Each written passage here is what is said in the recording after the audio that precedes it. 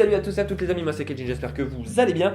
Et cette semaine, exit les comédies françaises et on retourne voir du côté de nos amis les studios hollywoodiens qui ont toujours une ou deux conneries à nous proposer. Et ça tombe bien puisqu'on va faire un vlog versus sur deux trucs a priori complètement pétés du cul qui viennent de sortir cette semaine, à savoir Geostorm de Dean Devlin et Jigsaw, ou Saw 8 en fait, mais Jigsaw des frères Spierig, ou Spierig, je ne sais pas comment ça se prononce, je suis désolé. Alors je vais commencer par Jigsaw des frères Spierig, ou Spierig comme j'ai dit, je ne sais pas, je suis désolé, et qui est plus ou moins un espèce de spin-off, mais suite de Saw, enfin vous voyez. Quelle est l'histoire? Eh bien...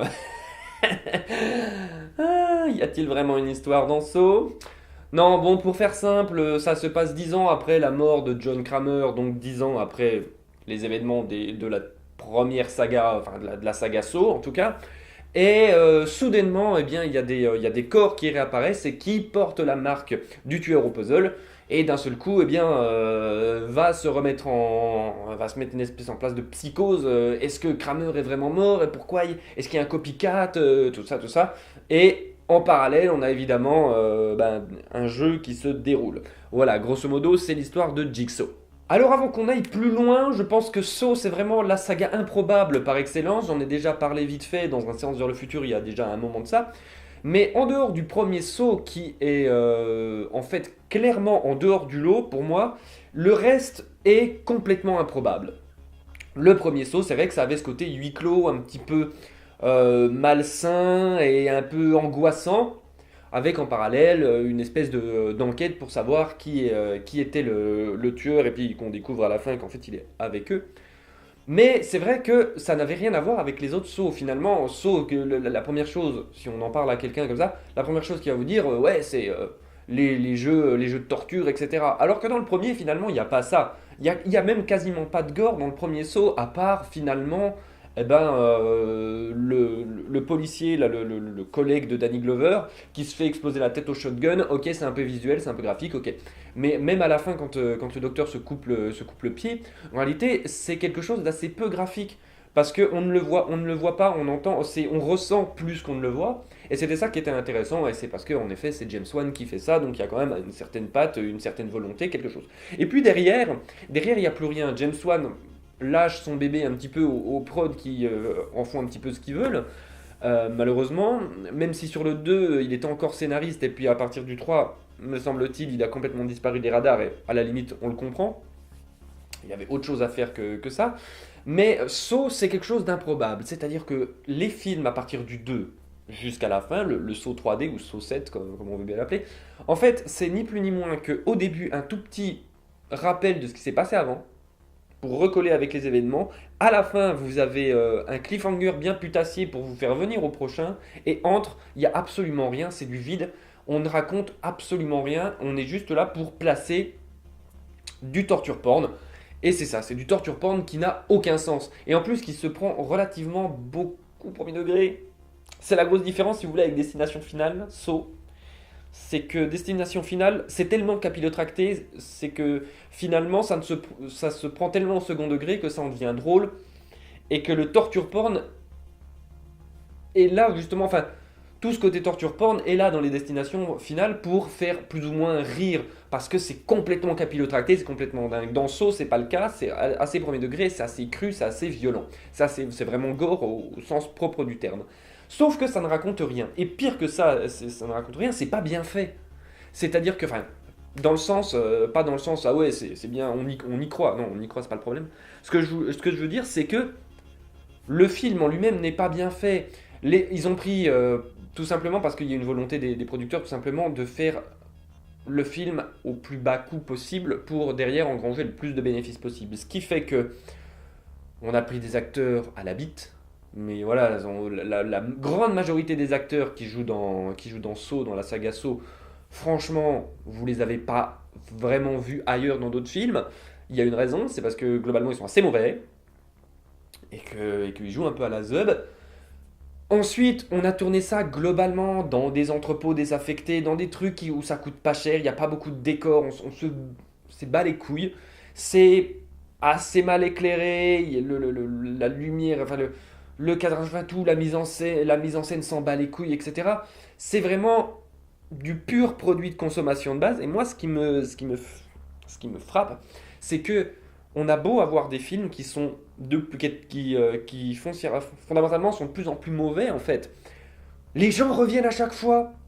Et moi en premier, c'est-à-dire que bon, j'ai vu le premier, j'ai vu Saw, j'ai commencé à regarder Saw quand il y en avait trois, je crois. Ouais, ça doit être ça. Quand il y avait encore que trois épisodes. Je regarde le premier Saw, je me fais ok d'accord. Et le premier était bien. Et je fais, ok, j'avais entendu, ouais, c'est gore, machin, tout ça. Je fais, ouais, mais le film est bien quand même, et c'est prenant, c'est bien fait, etc. Ensuite, t'arrives sur le 2 et tu fais, oh là, c'est quand même beaucoup moins bien. Et t'arrives sur le 3 et tu fais, ok, visiblement, après, ils ont annualisé une licence pour Halloween. À un moment donné, ils le faisaient avec Destination Finale, ils le font avec Saw, voilà, c'est juste pour avoir des films pour Halloween qu'on produit pour pas cher et qui font plein de box-office. Voilà. Mais le problème, c'est que tu te dis pourquoi les gens reviennent. Ça, c'est assez fou. J'arrive pas trop à l'expliquer, mais moi, j'ai regardé les trois premiers, j'ai dit le 2 3 j'ai fait ça commence à devenir un peu naze quand même. Et finalement, j'ai regardé les suites. Donc bon, ça doit être un espèce de pouvoir un peu malsain de saut comme ça. Et donc, on va commencer à parler du film quand même. Jigsaw. Ça fait des années qu'ils ont terminé la saga Saw, on nous avait dit le 7 c'est le dernier, tout ça. Bon, on les avait vaguement cru. On est naïf. Oui. Et les voilà qui reviennent avec ouais, finalement on revient, Jigsaw, alors ils changent le nom. Alors ça fait un petit peu genre ouais, ça va être un spin-off, c'est un peu le cas d'ailleurs, mais ça reste quand même une espèce de suite. Ça reste plus ou moins un Saw 8 et on va voir que c'est vraiment un Saw 8 dans la continuité de la médiocrité en fait. Ce que j'essaye d'expliquer, c'est que finalement, ils auraient pu, et ça aurait été intéressant peut-être, de prendre la saga Saw et de faire un spin-off et de l'amener autre part. En réalité, il n'y a aucune volonté, ni des producteurs, ni des réalisateurs, de faire quoi que ce soit. Ils ont pris la recette habituelle, et voilà, la seule, entre guillemets, différence qu'on peut y voir avec le reste de la saga Saw, c'est que à la fin du film, ça n'appelle pas un autre film, si vous voulez. C'est un peu comme le premier Saw. Le premier Saw n'appelait pas forcément à une suite. Ils ont fait une suite et ils ont amené un univers, et à partir du 2, ils ont commencé à amener ce truc du bah ouais, mais tac, l'enquête n'est jamais finie et on se rend compte qu'en fait il y a un tel qui est impliqué, tac tac tac, et ça nous amène toujours à un autre film. Là, à la limite, le film se tient tout seul, ils n'ont pas besoin de refaire d'autres films Saw, mais ça m'étonnerait pas qu'ils en refassent. Et ce qui est assez incroyable, finalement, c'est vraiment ce côté. Pourquoi on continue d'aller voir ça alors que c'est ultra médiocre? Celui-là est peut-être encore plus médiocre que les autres sauts parce qu'au moins les autres sauts à la fin étaient complètement grand-guignolesques dans le gore. On faisait des caisses, faisait des trucs complètement immondes et on mettait des caisses. Et là, finalement, il y a assez peu de choses. Il y a des choses qui sont plus ou moins montrées. Il y a des choses qui sont un peu hors champ. Donc on les voit pas tant que ça. L'histoire est complètement insipide et complètement inintéressante comme d'habitude. Il y a une espèce de rebondissement à la fin. Vous dites ah mais en fait ça tac tac parce que bon je vais pas vous le griller mais enfin si vous avez un minimum d'attention au film vous allez relativement le griller. Vous y pensez forcément à un moment donné même si vous n'êtes pas forcément sûr à 100% évidemment mais moi je l'avais grillé assez vite et je me suis dit à mon avis c'est ça parce que sinon c'est trop bizarre. Et à la fin du film avant même qu'ils vous le disent, à un moment donné, il y a un élément qui vous fait dire ok, d'accord, c'est sûr, c'est ça. Et, et comme d'hab, c'est amené sur rien. Les acteurs, voilà, bah, les acteurs sont ce qu'ils sont. C'est assez mal éclairé, l'image est pas très belle, la mise en scène n'est pas inspirée, enfin voilà, ça n'a strictement aucun intérêt et en plus c'est moins gore que les autres sauts. Donc, très franchement, je vois pas trop l'intérêt de Jigsaw, quoi. Si c'était pour nous ramener Saw des années plus tard, pourquoi ne pas essayer au moins d'en faire quelque chose? Mais là, il y a une paresse absolue. Ce film est pas intéressant. Il est assez ennuyeux. Et il est vraiment dans la continuité de ce que proposait la saga Saw, c'est-à-dire finalement pas grand-chose. Et c'est un peu triste. On enchaîne tout de suite avec un autre film complètement pété du cul sur le papier. C'est Geostorm de Dean Devlin. Donc, pour vous la faire simple, à un moment donné, bon, réchauffement climatique, ils ont trouvé une super idée, ils ont fait des satellites qui contrôlent le climat tout autour de la planète, tout ça. Bon, voilà. Et évidemment, qu'est-ce qui se passe? Forcément, les satellites pètent un câble et commencent à foutre le bordel sur Terre. Et qui c'est qu'on envoie pour sauver la situation? Gerard Butler. Excellent. Super. On l'envoie lui parce que c'est lui qui a créé le système de satellites et tout ça, et c'est lui qui a tout créé. Et donc du coup, on l'envoie tout seul là-haut pour essayer de régler un petit peu les problèmes pendant qu'en bas, on essaye de survivre. Alors vite fait, Dean Devlin, pour ceux qui ne savent pas qui c'est du tout, en fait, c'est son premier long métrage, là, Geostorm, mais en réalité, c'est un producteur qui travaille, producteur et scénariste en fait, qui travaille beaucoup avec Roland Emmerich, donc qui a été le scénariste de Stargate, des deux Independence Day, de Godzilla. Enfin voilà, il travaille beaucoup avec Roland Emmerich et ça se ressent beaucoup dans Geostorm. Au niveau des thématiques, on sent qu'il y a des thématiques, on sent que finalement, c'est vrai que Emmerich et Devlin ont des thématiques à eux et voilà. Mais sur le papier, vous avez Gerard Butler en espèce de super ingénieur de l'espace qui a construit des satellites qui contrôlent le climat et ça part en couille et les satellites se mettent à détruire la Terre. Bon, sur le papier, c'est pété du cul. C'est sur le papier, c'est complètement con. Et ça l'est. C'est complètement con. Le film est pété du cul en vrai, on va se l'avouer, mais et c'est là qu'il y a un mais, et c'est pour ça que je fais un versus avec Jigsaw. C'est que contrairement à Jigsaw, qui est complètement qui est emmerdant, qui est poussif, qui est pas intéressant, et qui est vraiment fait à la zeub par des producteurs qui disent allez, vas-y, on produit ça pour rien du tout, et ça va faire un box-office de façon très cynique, j'ai l'impression que Geostorm, malgré tous ses défauts en fait, malgré le fait que ça reste un film quand même pété du cul, c'est un film que je trouve beaucoup plus sincère et surtout beaucoup plus marrant en fait. Hier, c'est le premier film j'ai vu trois films hier et c'était le premier film que j'ai vu et finalement c'est celui dont j'attendais vraiment le moins parce que j'avais vu la bande-annonce. Déjà, il y a Gerard Butler, un acteur que j'aime pas du tout parce que je trouve que il est anti-charismatique, il a une gueule un peu débile et ça me fait toujours bizarre. En plus, tu te dis, c'est lui qui a construit ça. Tu te dis, mais quand vous prenez Gérard Butler, d'habitude, c'est pour faire le gros casse-cou. Non, moi, je vais casser des culs. Et là, vous faites genre, c'est l'ingénieur. Ok, ok, vous nous faites un truc à la Bruce Willis dans Armageddon, ok. Et ça m'a fait beaucoup penser à Armageddon dans pas mal de choses. Ça reprend des idées finalement de Gravity, mais beaucoup en fait d'idées visuelles, ça emprunte beaucoup de choses. À Roland Emmerich en fait, tout simplement, ça emprunte beaucoup de thématiques et beaucoup d'idées visuelles. C'est pour ça qu'en fait, Geostorm m'a beaucoup amusé et finalement ne m'a pas déplu totalement, c'est qu'au-delà de son aspect complètement... franchement, c'est du sous Emmerich. C'est du sous Emmerich. Et pour ma part, j'aime beaucoup Roland Emmerich parce que c'est quelqu'un qui a vraiment sa façon de travailler les plans, sa façon de travailler le spectaculaire que personne d'autre ne fait, mais vraiment. C'est-à-dire que vous trouverez vraiment personne qui traite le spectaculaire, le grandiloquent comme Roland Emmerich. Vous prenez ses films, vous prenez Le Jour d'après 2012, Independence Day, etc., Godzilla, ça ne ressemble à rien d'autre. En termes de plan, en termes visuels, hein, je parle vraiment en termes de mise en scène. Vous prenez quelqu'un d'autre comme Michael Bay par exemple, qui est vraiment aussi, on le connaît, un grand metteur en scène de spectaculaire et de grandiloquent. Michael Bay n'a pas du tout la même approche, etc. Alors qu'il y en a certains, ils vont dire ouais, Emmerich, Bay, tout ça, c'est la même chose. Non, pas du tout.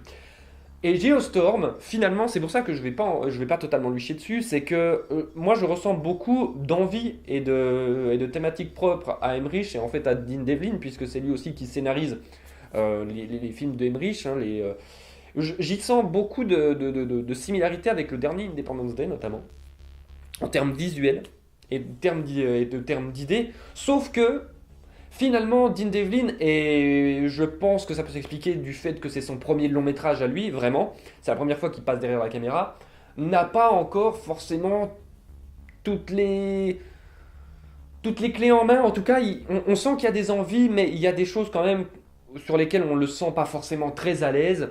Et voilà, en plus, on est sur un scénario assez pété du cul, on va le dire. Enfin, je peux vous spoiler Geostorm, mais voilà, grosso modo, vous avez la station qui se met à déconner plein pot. On envoie Gerard Butler dans l'espace pour essayer de sauver un peu les meubles, pour essayer de comprendre. En même temps, il y a son petit frère sur Terre avec lequel il est un peu embrouillé, mais bon, ils sont obligés de travailler ensemble quand même, qui est joué par Jim Sturgess et qui en fait se rendent compte que peut-être que c'est un coup monté de l'intérieur, il y a voilà, la station est compromise par quelqu'un qui veut l'utiliser comme une arme, etc., etc. Finalement, très très vite, on comprend qui c'est. Franchement, même au début du film, mais au début du film, je savais qui était le méchant. C'est parce que c'est d'une évidence même. Vous vous dites, ok, lui c'est pas le méchant, lui c'est pas le méchant, lui c'est pas le méchant, lui son rôle est tellement évident et tellement cliché que c'est lui le méchant. Et il va nous faire une espèce de speech de méchant à la fin, etc. Enfin voilà, c'est pété du cul, mais c'est marrant. Donc, c'est pour ça que je fais le comparatif avec Jigsaw, c'est que Jigsaw c'est pété du cul, point. C'est pas marrant, c'est chiant, et c'est moche en plus. C'est ça, Jigsaw c'est vraiment un projet de merde. C'est pas beau, c'est pas super bien filmé, c'est pas super bien éclairé, les acteurs sont mauvais, l'histoire est sans intérêt et vraiment, mais vraiment sans intérêt. Tu dis, mais quel est l'intérêt de refaire un film je sais plus, il y a quoi il y a bien au moins 5 6 ans, 7 ans, je ne sais plus pour le dernier saut.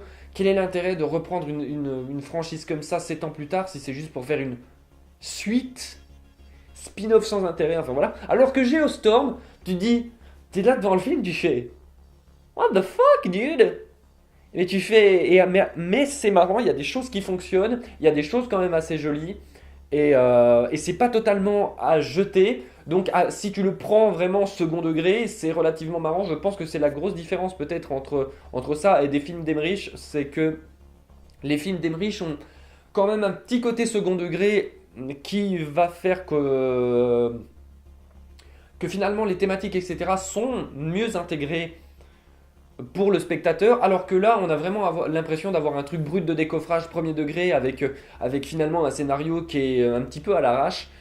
Et de nouveau, Gerard Butler, quoi. Moi, je suis désolé, mais Gerard Butler, je le vois, j'ai envie de rigoler, quoi. Cet acteur, j'ai vraiment. Wow, non, c'est vraiment là c'est vraiment un truc personnel, c'est vraiment Gerard Butler, moi je peux pas. Je le trouve vraiment ouais, anti-charismatique, je trouve qu'il a une tête de benet en fait et j'arrive pas à me faire ouais, vas-y gars, save the world et non. Donc finalement pour résumer, Saw 8, enfin Jigsaw, c'est pas bien. Mais on s'y attendait. Donc n'allez pas forcément le voir, même si vous allez aller le voir de toute façon. Donc ce que je dis n'a pas beaucoup d'intérêt, mais quand vous l'aurez vu, vous serez d'accord avec moi. Ce film n'a pas vraiment d'intérêt, comme finalement toute la saga Saw, finalement, ça n'a pas beaucoup d'intérêt. C'est pas bien fait et voilà. Geostorm, en revanche, c'est pété du cul, c'est pas super bien écrit, mais ça reste marrant, ça reste de l'entertainment plutôt bien ficelé, même si ça reste cliché, même si ça sort pas trop voilà, des sentiers battus. Ça va, c'est ok. Surtout pour un premier film. Moi je trouve que c'est ok. C'est relativement marrant, ou en tout cas relativement. Je trouve que c'est bien divertissant. C'est juste divertissant. Il y a des beaux plans, et même si ça va pas au niveau on va dire de Emmerich, pour citer vraiment quelque chose sur lequel se baser, puisque vraiment là on sent vraiment la patte de Emmerich derrière. Mais en tout cas, on peut se dire ah, c'est un premier film. Moi, ça m'intéresse de voir ce que Dean Devlin peut faire s'il fait d'autres films avec de meilleurs scénarios et un meilleur acteur que Gerard Butler. Voilà. Donc Geostorm, c'est pété du cul, mais c'est marrant. Et voilà, il était d'une fois la vie, c'est terminé pour aujourd'hui. Donc on récapitule. Jigsaw, c'est tout pourri, n'allez pas le voir, même si je sais que vous êtes déjà allé le voir et que vous êtes déjà déçu d'avoir perdu 10 balles pour être allé voir ce truc. Geostorm, c'est pour ceux qui aiment le cinéma catastrophe à la Emmerich et qui ont envie de voir un petit truc genre plaisir coupable, n'y allez vraiment que si, voilà, que si vous êtes sensible à ce genre de cinéma-là, sinon vous allez trouver ça tout pourri. Voilà, sur ce, comme d'habitude, mettez un pouce bleu, partagez la vidéo si elle vous a plu, abonnez-vous à la chaîne YouTube, ça c'est cool. Et vous pouvez nous retrouver sur les réseaux sociaux, blablabla. Et surtout, allez voir les autres vidéos de la chaîne, notamment les séances vers le futur. Je vous invite à aller voir le dernier numéro qui vient de sortir sur Jurassic World. Voilà, sur ce, je vous fais des bisous, portez-vous bien, à bientôt, à la prochaine fois. Et voilà.